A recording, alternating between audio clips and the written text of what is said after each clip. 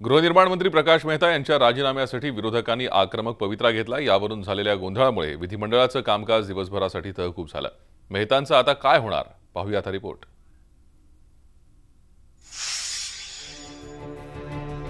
गृहनिर्माण मंत्री प्रकाश मेहतांना ताडदेव एसआरए प्रकरण भोवण्याची चिन्ह दिसतायत। मुख्यमंत्र्यांना अंधारात ठेवून एसडी कॉर्पोरेशन बिल्डरला करोडोंचा फायदा होईल असा प्रस्ताव मेहतांनी मंजूर केला असा आरोप त्यांच्यावर आहे।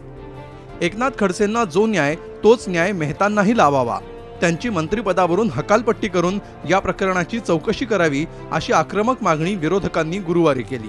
चौकशी होत असताना जसं एकनाथराव खडसेंच्यावर आरोप झाले आणि एकनाथराव खडसेंचा राजीनामा घेतला आणि चौकशी चालू झाली, तसं प्रकाश मेहतांचा राजीनामा सरकारने घेतला पाहिजे आणि चौकशी त्या ठिकाणी चालू केली पाहिजे हे आमचं म्हणणं आहे। त्यांच्या सदस्य एकनाथराव खडसे यांना मात्र भ्रष्टाचाराच्या करता राजीनामा द्यावा लागला।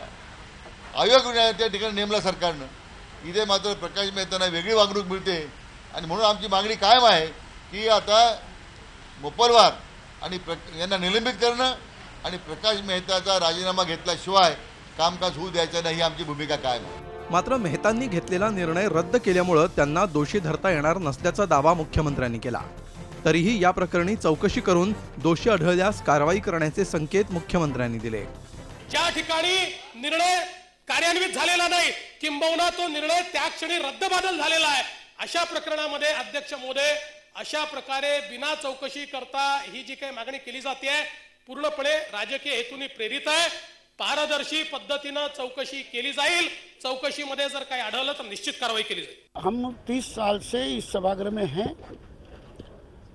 हर बार किसी ने मुद्दा उठाने के बाद ऐसे हमने भी 30 साल में बहुत सारे मुद्दे उठाए, किसने कितने केस किए और कितने किसकी इंक्वायरी बिठाई, ये सब बात का समन्वय करने के बाद जो योग्य लगेगा माननीय मुख्यमंत्री करेंगे।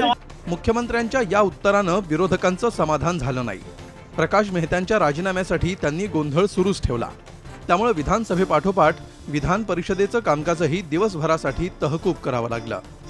संधी अधिकारी राधेश्याम मोपलवार यांच्यावर कारवाई करण्याची घोषणा मुख्यमंत्र्यांनी विधिमंडळात केली।